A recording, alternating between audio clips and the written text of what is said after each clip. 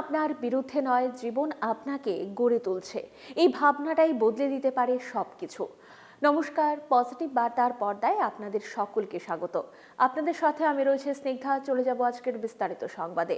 44তম আগরতলা বইমেলার প্রস্তুতি বৈঠক অনুষ্ঠিত হয়। পুর নিগমের কনফারেন্স হলে হয়েছে প্রস্তুতি বৈঠক। এই বৈঠকে পৌরোহিত্য করলেন আগরতলা পুর নিগমের মেয়র দীপক মজুমদার। 2 জানুয়ারি 2026 থেকে শুরু হতে যাচ্ছে 44তম আগরতলা বইমেলা। বুধবার এই মেলার স্ট্যান্ডিং কমিটির বৈঠক অনুষ্ঠিত হয়। আগরতলা পুর নিগমের কনফারেন্স হলে হয়েছে প্রস্তুতি বৈঠক। এই বৈঠকে পৌরোহিত্য করেন আগরতলা পুর নিগমের মেয়র দীপক মজুমদার। অন্যান্যদের মধ্যে উপস্থিত ছিলেন পুর নিগমের ডেপুটি মেয়র মনিকা দাস দত্ত, তথ্য সংস্কৃতি দপ্তরের অধিকর্তা বিম্বিসার ভট্টাচার্য, প্রস্তুতি কমিটির সদস্য ত্রিপুরা বিশ্ববিদ্যালয়ের প্রাক্তন উপাচার্য ডক্টর অরুণোদয় সাহা সহ অন্যান্য বিশিষ্টজনেরা।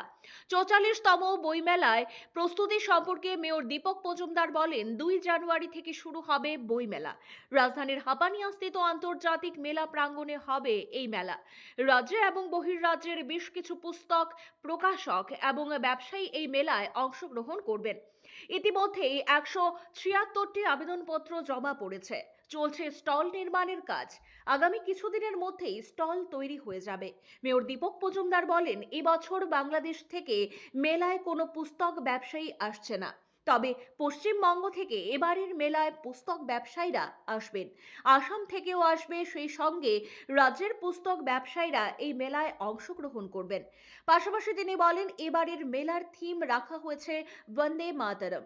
মেলা যাতে সাধারণ মানুষের জন্য আকর্ষণীয় স্থান হয়ে ওঠে, এর জন্য বই মেলাকে সাজিয়ে তোলা হবে। মেলায় প্রতিদিন থাকবে সঙ্গীত, নৃত্য, আলোচনা ইত্যাদি অনুষ্ঠান। পুস্তক ব্যবসায়ীদের দাবি ছিল বইমেলা যাতে প্রতিদিন দুপুর 12টা থেকে শুরু করে রাত 9টা পর্যন্ত চলে। সেই দাবি মেনে প্রতিদিন দুপুর 1টা থেকে শুরু হয়ে বইমেলা রাত 8:30 পর্যন্ত চলবে এই মেলা। বইমেলার প্রস্তুতি কমিটির বৈঠকে বিভিন্ন দপ্তরের অফিসার্স এবং বুক পাবলিশার্স, বই বিক্রেতারা উপস্থিত ছিলেন। ব্যুরো রিপোর্ট, পজিটিভ বার্তা। প্রধানমন্ত্রী কৃষি সিঞ্চয়ী যোজনার উপর পর্যালোচনা বৈঠক অনুষ্ঠিত হয়। রাজধানীর প্রজ্ঞা ভবনে হয়েছে এই বৈঠক। উপস্থিত ছিলেন কৃষি ও কল্যাণ মন্ত্রী রতনলাল নাথ। রাজধানীর প্রজ্ঞা ভবনে প্রধানমন্ত্রী কৃষি সিঞ্চয়ী যোজনার ওপর বৃহস্পতিবার এক পর্যালোচনা বৈঠক অনুষ্ঠিত হয়। উপস্থিত ছিলেন কৃষিমন্ত্রী রতনলাল নাথ। অন্যান্যদের মধ্যে উপস্থিত ছিলেন 8টি জেলার জেলা সভাধিপতি, সহ সভাধিপতিগণ, দপ্তরের সচিব অপূর্ব রায় সহ অন্যান্যরা। এই বৈঠক সম্পর্কে সাংবাদিকদের মুখোমুখি হয়ে কৃষিমন্ত্রী রতনলাল নাথ বলেন, রাজ্যকে কৃষিতে স্বয়ম্বর করে তুলতে সরকার কাজ করে চলেছে। রাজ্যের কৃষকরা যাতে স্বল্প জমিতে বেশি ফসল উৎপাদন করতে পারেন, এই লক্ষ্যকে সামনে রেখে কাজ করে চলেছে সরকার। একদিকে কৃষকদের ভাতা প্রদান করা হচ্ছে, সেই সঙ্গে সার, বীজ, কৃষি যন্ত্রপাতি প্রদান করা হচ্ছে। কৃষিমন্ত্রী তথ্য দিয়ে বলেন, কৃষক তাদের উৎপাদিত ফসল যাতে বিক্রি করতে পারে, আর এর জন্য এফসিআই কৃষকদের কাছ থেকে বছরে 2বার ধান ক্রয় করছে। কৃষিমন্ত্রী তথ্য দিয়ে বলেন, রাজ্যের 58টি ব্লকের মধ্যে 2018 সালের আগে মাত্র 22টি ব্লক খাদ্যে স্বয়ম্বর ছিল। এখন রাজ্যের 30টি ব্লক খাদ্যে স্বয়ম্বর রয়েছে। আগামী কিছুদিনের মধ্যেই আরও 5টি ব্লক খাদ্যে স্বয়ম্বর হতে পারবে। তেমনি রাজ্যের 8টি ব্লকের মধ্যে পশ্চিম ত্রিপুরা, খোয়াই এবং সিপাহীজলার বাদে বাকি 5টি জেলা খাদ্যে স্বয়ম্বর রয়েছে। পাশাপাশি তিনি বলেন, ত্রিপুরার মানুষ শুধুমাত্র ধান চাষের মধ্যেই সীমাবদ্ধ থাকেন না, এখন সবজি চাষের প্রতিও রাজ্যের মানুষ আকৃষ্ট হচ্ছেন। 2027 থেকে 2028 অর্থ বছরের মধ্যেই ত্রিপুরা আলু বীজ উৎপাদনে স্বয়ম্বর হতে পারবে। 2028 থেকে 2029 অর্থ বছরের মধ্যে আলু উৎপাদনে ত্রিপুরা স্বয়ম্বর হতে পারবে। রাজ্যে উন্নত মানের পেঁয়াজ চাষ হবে, তা কৃষি কলেজের বিশেষজ্ঞরা বলেছেন। সেই মতো ত্রিপুরায় আলু চাষ হচ্ছে, তবে বৃষ্টির জলকে ধরে রাখতে কি কি পদক্ষেপ নেওয়া যেতে পারে, এই বিষয়ে বিস্তারিত আলোচনা করতে এই বৈঠকের আয়োজন করা হয়েছে।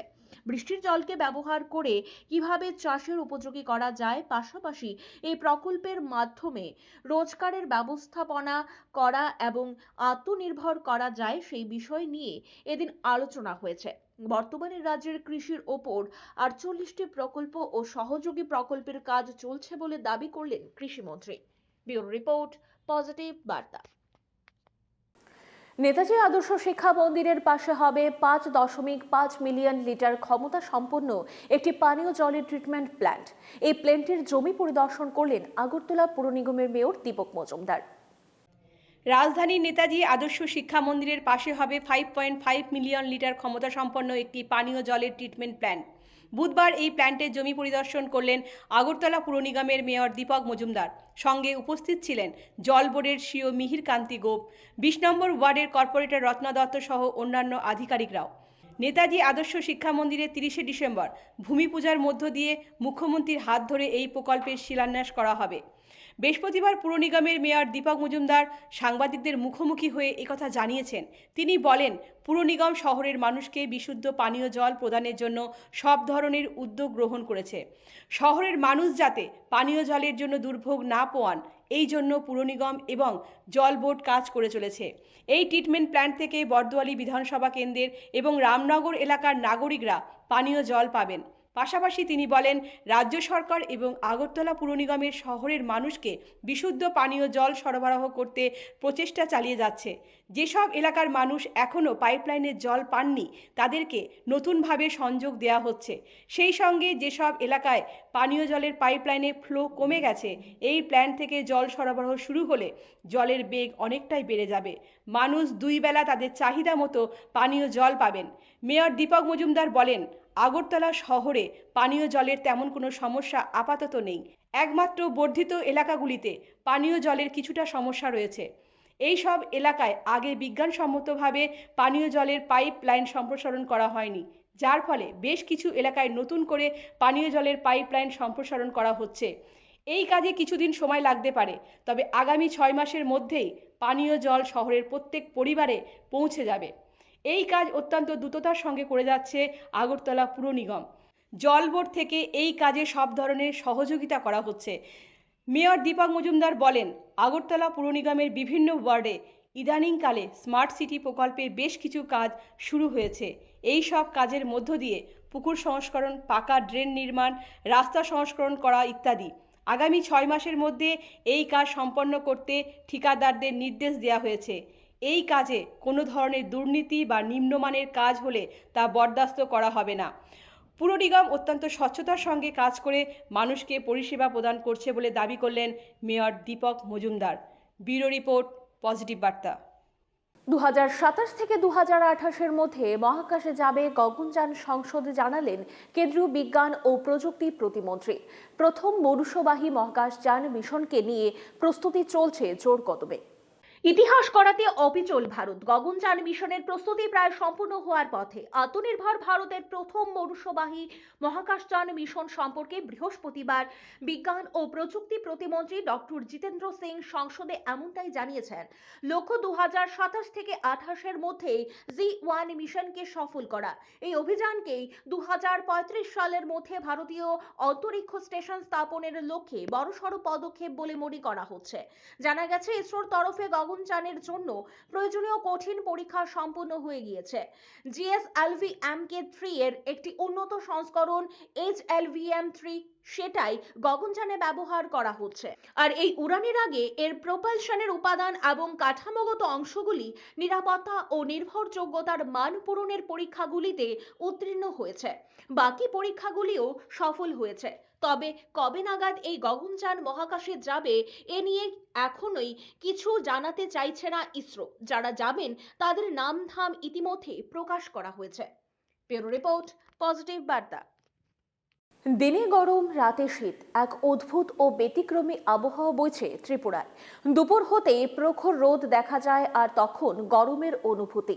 সন্ধ্যা ঘনিয়ে আসতেই শীত পড়তে থাকে। জানুয়ারি মাসের প্রথম থেকেই রাজ্যে শীত বেশি অনুভূত হবে বলে জানিয়েছেন আবহাওয়া দপ্তর। ঋতু 6টি, এর মধ্যে একটা অন্যতম ঋতু হলো শীত। এই শীত কারো জন্য সুখের, আবার কারো দুঃখের হয়ে থাকে। কেউ শীত উপভোগ করেন নানাভাবে, আবার কেউ শীতে কষ্ট পেয়ে থাকেন। সব মিলিয়ে শীত মানুষের উপভোগ্য হয়ে উঠেছে। কিন্তু গত কিছুদিন ধরেই রাজ্যে অদ্ভুত ও ব্যতিক্রমী আবহাওয়া বইছে। দিনে গরম আর রাতে শীত বেশি অনুভূত হচ্ছে। বৃহস্পতিবার দিনে সর্বোচ্চ তাপমাত্রা ছিল 27 ডিগ্রি সেলসিয়াস আর সর্বনিম্ন তাপমাত্রা ছিল 15 ডিগ্রি সেলসিয়াস। আকাশে হালকা মেঘ ছিল, তবে বৃষ্টির কোনো সম্ভাবনা আপাতত নেই। উত্তরে হাওয়ার গতি 4 থেকে 7 কিলোমিটার প্রতি ঘন্টা। বাতাসের আপেক্ষিক আর্দ্রতা ছিল সর্বোচ্চ 67%, সর্বনিম্ন 46%। সন্ধ্যায় দমকা হাওয়া বইতে পারে 22 কিলোমিটার প্রতি ঘন্টায়। রাতে দমকা হাওয়ার গতি আরও বাড়বে। আকাশে হালকা মেঘ রয়েছে। দিনে প্রখর রোদ প্রত্যক্ষ করা যায়। রাতে হালকা কুয়াশা থাকবে আকাশে। তবে রাত যত গভীর হবে তত বেশি শীত অনুভূত হবে। দিনে শীতের অনুভূতি কিছুটা হ্রাস পেয়েছে, আবার গভীর রাতে শীত বেশি অনুভূত হচ্ছে। শুক্রবার দিনে সর্বোচ্চ তাপমাত্রা থাকতে পারে 27 ডিগ্রি সেলসিয়াস আর সর্বনিম্ন তাপমাত্রা 15 ডিগ্রি সেলসিয়াস। আকাশে কিছুটা মেঘ থাকলেও রাতের আকাশ পরিষ্কার থাকবে। জানুয়ারি মাসের প্রথম দিকে রাজ্যের শীতের দাপট বাড়বে বলে জানিয়েছে আগরতলা বিমানবন্দরস্থিত আবহাওয়া দপ্তর। এবছর রাজ্যে শীতের দাপট অনেকটাই বাড়বে। গত বছরের তুলনায় এবছর শীত বেশি অনুভূত হবে রাজ্যে। সর্বনিম্ন তাপমাত্রা 11 ডিগ্রি থেকে 13 ডিগ্রি সেলসিয়াসের ঘরে থাকবে বলে জানিয়েছে আবহাওয়া দপ্তর। এদিকে শীত শুরু হতেই সুদূর নাইজেরিয়া থেকে ঝাঁকে ঝাঁকে আসে যাযাবর পাখি। ইতিমধ্যেই কলেস্টিরা লেকের মধ্যেই এসে হাজির হয়েছে এইসব পাখি। এছাড়াও সিপাহীজলা নৌকাঘাট এলাকার জলাশয়ে, রুদ্রসাগর জলাশয়ে এই পাখিগুলি এসে হাজির। শীতের মরশুমে চোখ জুড়ানো সবজি আসে বাজারে। তরতাজা সবজি দেখলেই মানুষের মন ছুঁয়ে যায়। রাজ্যের বাজারে এখন ফুলকপি, বাঁধাকপি, মূলা, লাউ, লোকাল আলু, পালং, বেগুন, শিম ইত্যাদি সবজির রমরমা। শীতকালীন ফল কমলাও বাজারে এসে হাজির। দাম ক্রেতাদের নাগালের মধ্যেই। বাজারে হাজির শীতকালীন ফল কুল। লোকাল কুল রাজধানীর বাজারে এসে গেছে।